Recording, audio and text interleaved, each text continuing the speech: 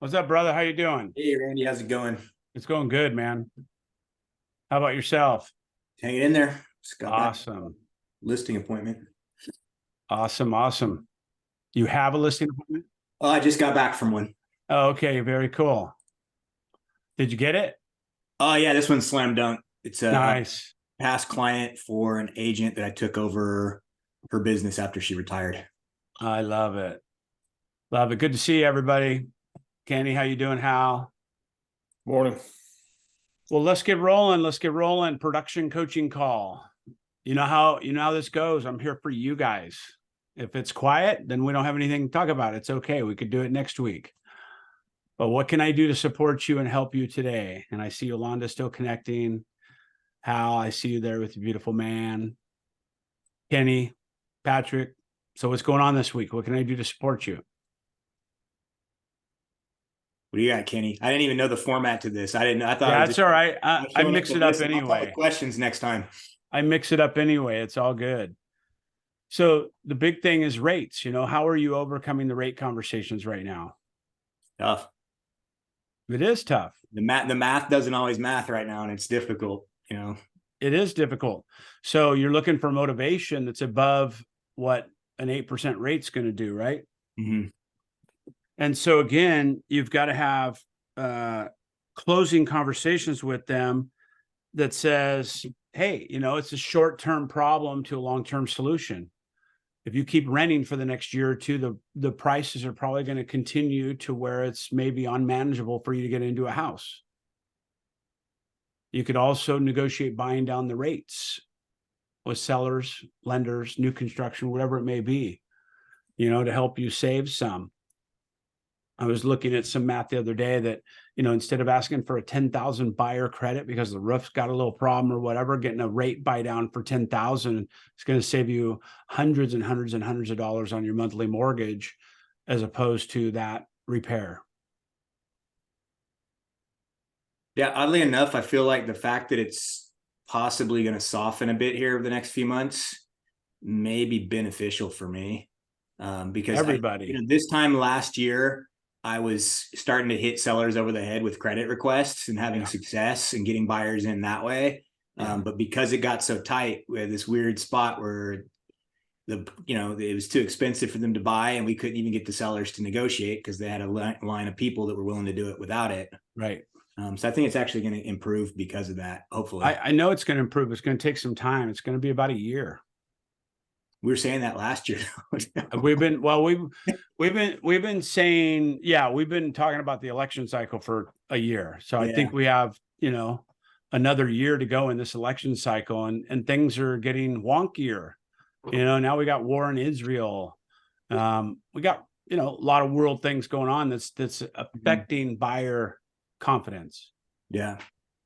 Right. So all that is affecting us. And when the rates are, like today when I checked them, I think they were at 7 point.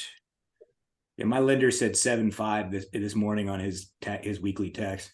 Yeah, my national one says it's at 8.01. It's the first time it's been above 8%. And that's national. And that's actually down 0.004. Mm-hmm. So, we haven't seen 8% rates in our careers. I've been in 20 years, and when I got into the business, the rates were 6.5.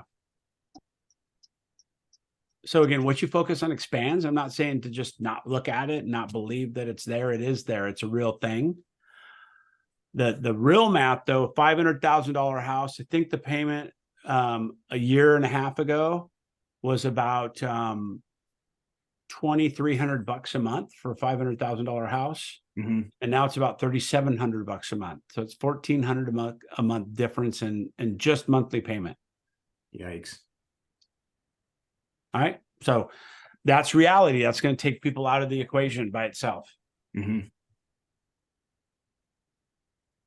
So, but I keep asking the same question every time I talk to this gal this morning, and she's like, you don't understand. There's nothing moving. I can't get my buyers to do anything at 8% rate. And I go, are there any houses selling in your MLS? And she's like, well, yeah, there's houses selling in the MLS. And I go, how many? And she goes, I don't know, quite a few, probably 200 a month. I go, why aren't you selling those 200? What makes them different than you? Are they over there going, I can't sell houses at 8%? What's the difference? If it's listings, then get listings. If it's different buyers, get different buyers. I'm just kind of pragmatic when it comes to this. If somebody's selling houses, I'm going to be one of the people that are selling houses. Mm-hmm. It's not that simple, but it's just where my mind is. So what comes up for you when I say that? I'll jump in for. Hey, Hal. Hi. Is that Mr. Byrd? That is. Hey, Coach. Mr. Byrd. Mr. Byrd, how you doing? Hey, Mr. Byrd, how's everybody doing? Doing great. Good to see you. We're at the coast right now. Nice. Awesome. So we have a different setup going on. Is it clear at the coast? Because it's foggy and ugly here. It's clear for the coast. Okay, good. Yeah, it's like overcast but clear. That's a good statement. Yeah. Yes, ma'am. What can I do to help? So the conversations I've been having around the rates is, I guess, a couple things. One of my clients who really shouldn't be buying until March because they want to get their kid into a certain school, that they're renting a house in the school district they want. Yeah. There's like a special Mandarin program there, but they text me almost every week, like, hey, what about this house? And I'm like, give yourself a break. Because I'm like, one or two things are going to happen now. I'm like, either let's look at new construction so that you can take the burden off of feeling that anxiety. And I was like, and if that doesn't work, if we don't find something that's new construction worthy for you, then either we'll find a break if the interest rates soften. He tends to think the interest rates are going to soften. So I'm like, there's going to be a point where the prices come down maybe a little if the rates stay high, and we're going to have a window of opportunity. And I'm like, if you think the rates are going to come down in March, it's probably going to be in late February. So I'm like, trying to coax them into waiting even for this one, for these particular clients. And then I'm like, and if you're afraid the rates are going to go up, let's go new construction and let's lock your interest rate in. So I'm kind of having I'm giving everyone options and I'm letting them place themselves in that option. I'm like, what are you going to do if rates go down? What are you going to do if rates go up? And let's, whatever you think is more likely, let's move based on that. Or we can look at what we have and, go from making. I want to be careful because it's not that I disagree with you. That's a good integral thing to say to your clients, but what is your job on the planet? Help them into a home. Your job is to get them into a home at the best possible terms that are available at that time. Mm-hmm.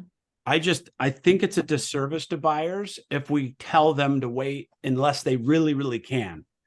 Mm-hmm. Right. And so again, what's best for your client. They want to get their kids in the particular school, but they don't want to live in that district. They just want the Mandarin program. Right. I guess I'm kind of like, even if you find the perfect house right now, you're not ready to move because you're going to have to pay 6 months of rent plus this. When it comes down to it, I can't see them making that decision. So they're the only clients that I'm really encouraging to wait. But I mean, and I don't want to focus on one client, right? Because we believe in basically trying to fill our funnel, with clients, because everybody's in some scenario, their own personal scenario. So I'm kind of a lot of the mind like you are, Randy, where it's in our county, there's hundreds of homes being sold. So most of the business we do is relocation. A lot of our clients are in a position where they're downsizing, they're cashing out, they have money. Like you closed a deal last week, or $900,000 house, they weren't sweating the rates. So for me anyway, strategically, it's like, okay, how do we not go after necessarily, but accommodate the people who can make a move now because those rates don't put them out of contention at this point. Totally true. Totally true. And really it's matching the energy of the buyer, right?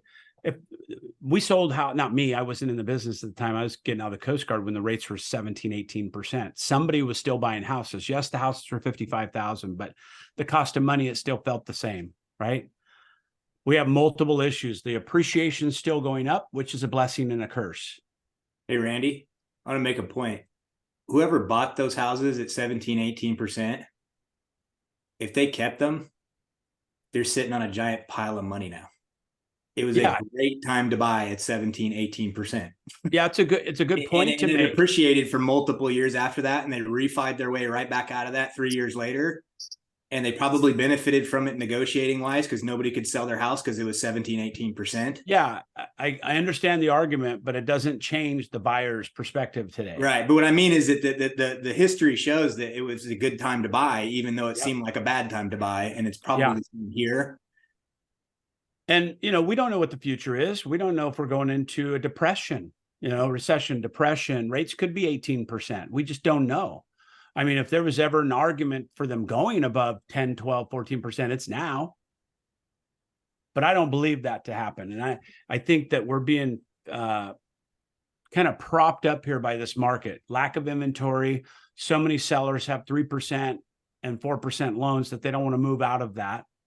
So you have this multiple kind of perfect storm effect. I'm not doom and gloom. I'm just saying somebody selling houses, I want that to be us. Right? Somewhere a buyer is a level 10 and needs to get into a home because of the school district, because of a job transfer, because of marriage, divorce, whatever it may be, marriage, divorce, death, all that, right? Relocation, military. There's just a lot of opportunities that are, we have to focus on all that. But at the end of the day, the buyer is the one that's going to have the level of motivation that's going to match your work towards them. And I still think rates are a short term. It might be a 2-year short term problem or solution. But it's up to them of what they want to accomplish, right? But buying down the rate, that may help them in monthly payments. Maybe a strategy is that you're asking the sellers for a credit to buy down that rate instead of a concrete driveway or resurfacing the pool or whatever it may be. That could be done later. The house is still appreciating on the way there as well. We do believe strongly that the rates are going to adjust, especially if we have a changeover in the election, right? If something happened where the presidency stayed the same over through the next election cycle, it could be a lot longer. But the reality is you've got to look at this from the perspective of somebody is selling and buying houses. What do you need to do to get your fair advantage portion of that? Right? So let's just say, for instance, devil's advocate, if you just say, hey, I can't in good faith sell houses at 8%, that's really not serving your clients. Nobody's saying that here, but I'm saying it, right? Somebody needs to buy right now. Cash buyers are almost 40 to 50% of the market. That may be some place that you're have a blind spot in that you could focus on and give attention to that.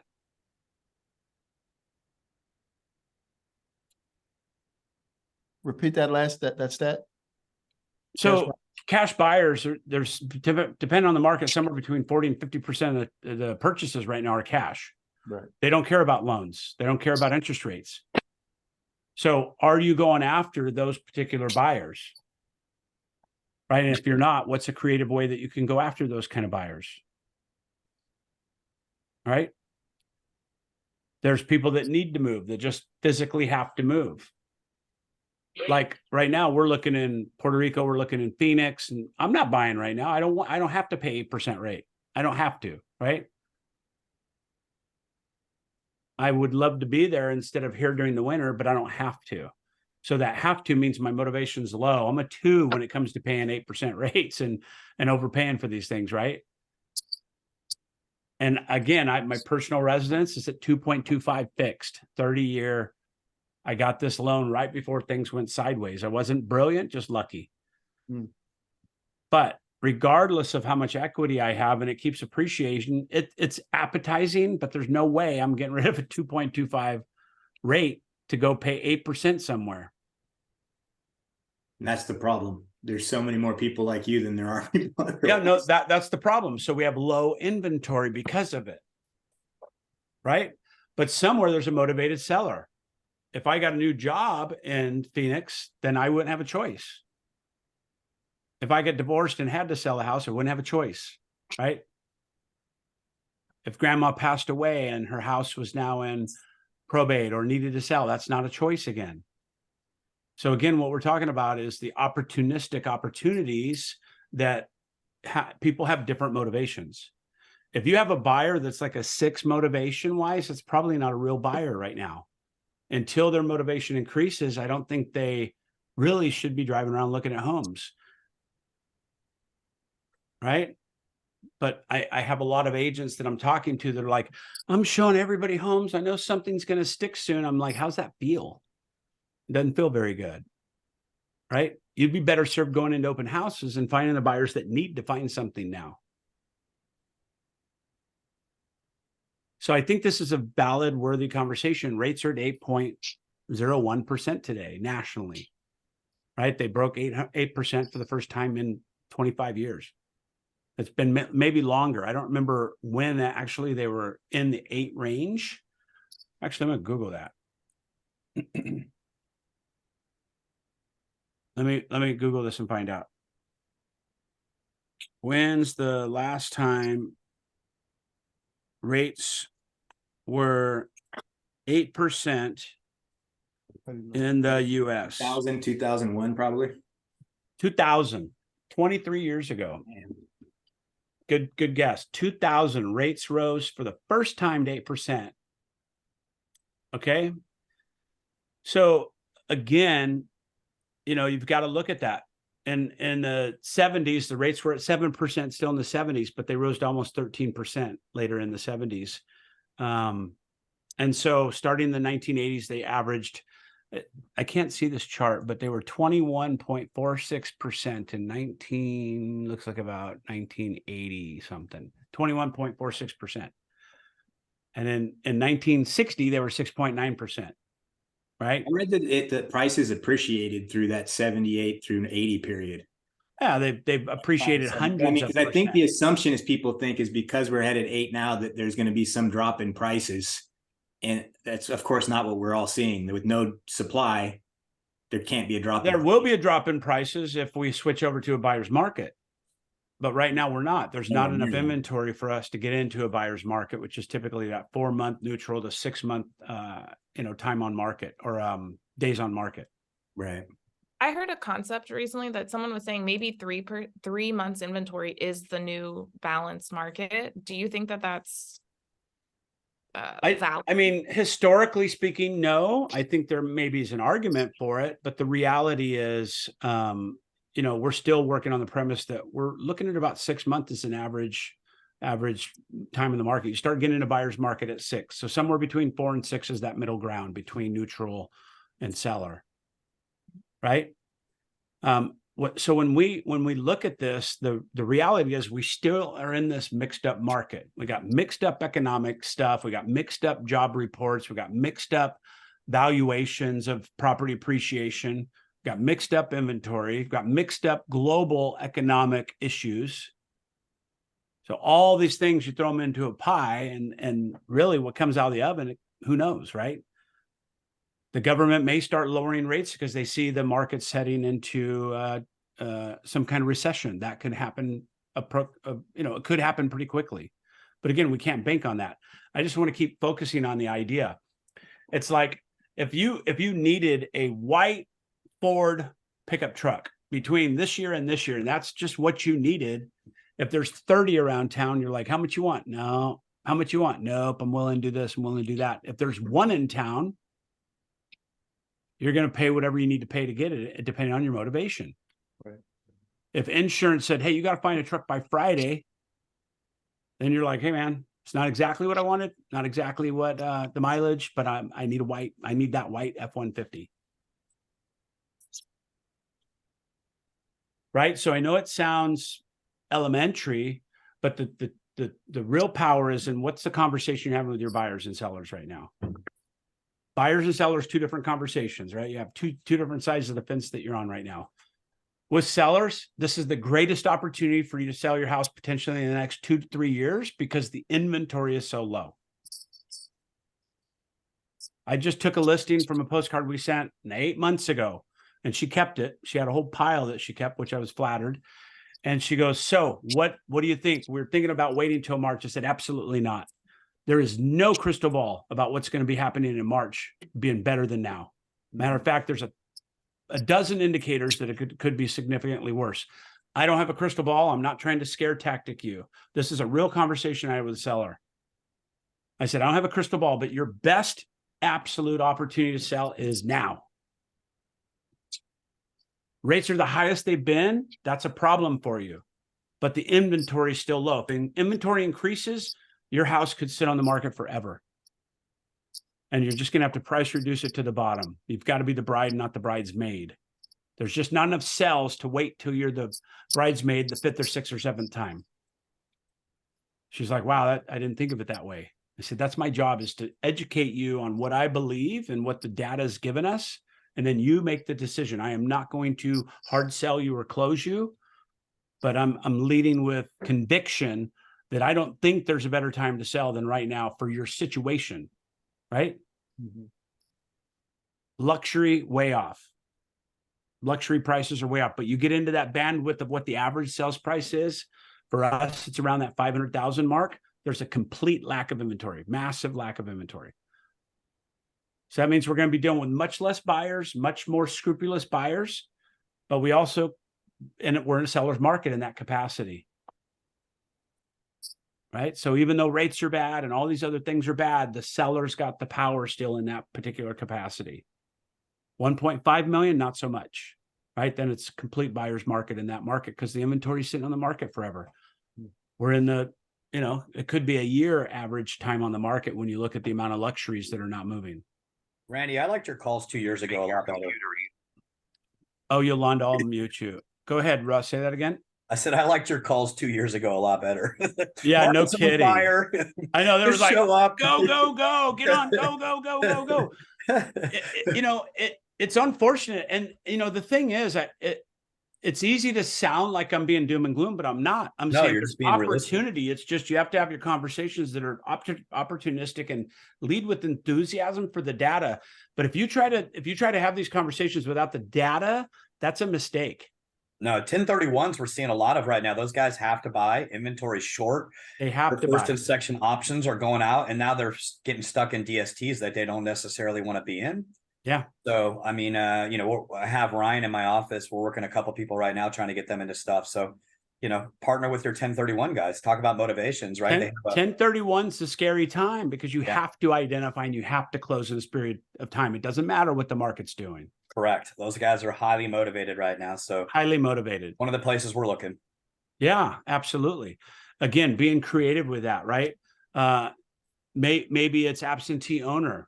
Maybe it's you're going a different direction after listings and things. But if we talk about the buyer side of the coin, the buyers, it's like there's no indication that the market's going to soften in pricing. So if they wait and the appreciation goes up 3%, that prices them out of that market again, even though they're paying 8% rates. So from a buyer's perspective, I'd be aggressive to a price reduction towards a buy down personally, because I don't think a $10,000 credit for a roof, unless it's leaking or resurfacing the pool or fixing the broken, cracked up driveway, that stuff can wait. Get into the home and get a rate that you're comfortable with for the next 24 months. Because I believe there's going to be significant opportunities. Matter of fact, we're going to have a refi boom whenever this thing actually changes. It's going to be massive. They're going to be hiring all this 80% of lenders that have been laid off are going to be begging to come back quickly. But we don't know when that is. Nobody has that crystal ball. So I would just encourage my buyers, get in the house. I hate saying date the rate, marry the house. We've been saying that a lot, but it's still accurate. But then get their business in order so they're ready to refinance at the drop of a hat. And then again, on the seller side, like I told you, my seller this week, and we got the listing right here in Albany.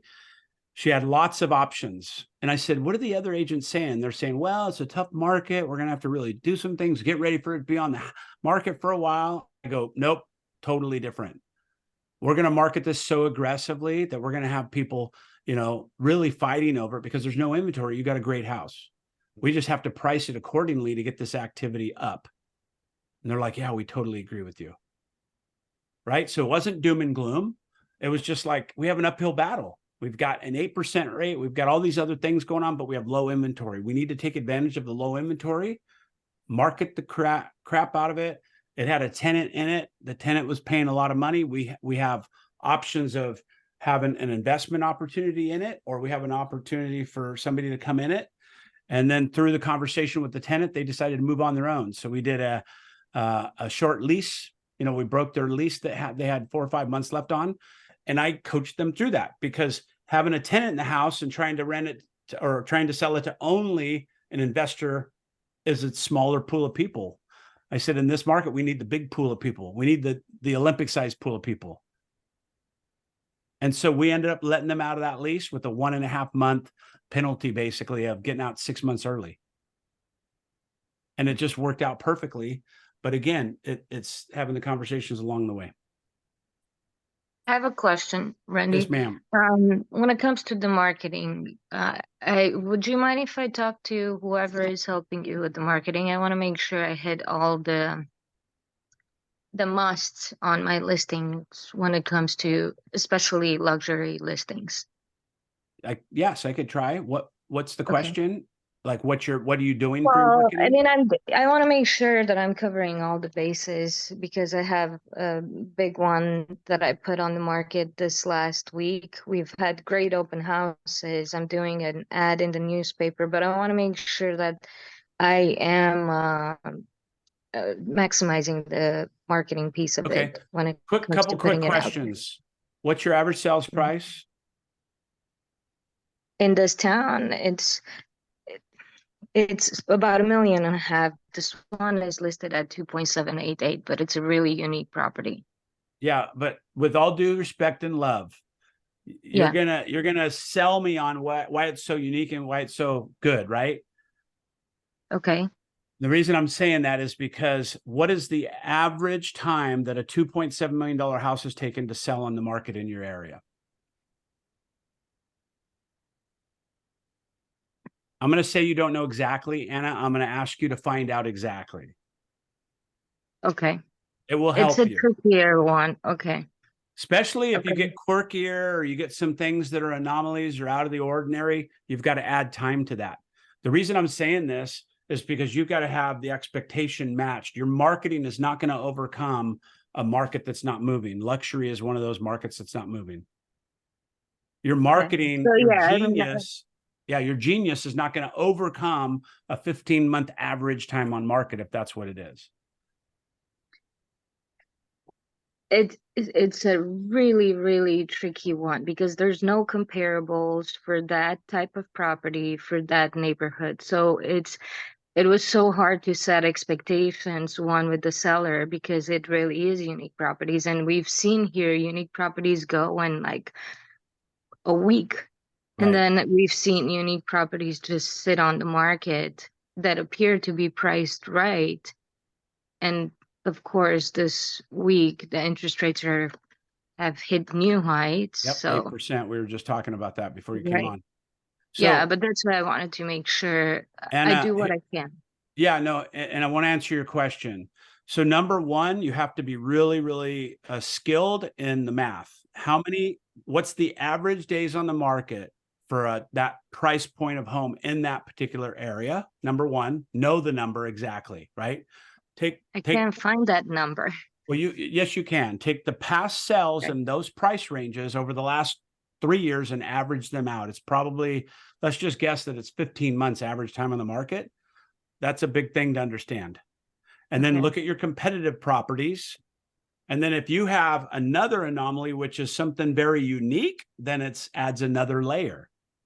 So these things might add up to where it doesn't matter how creative your marketing is and how cool I make a flyer for you and run a Facebook ad. It won't matter mathematically. Okay.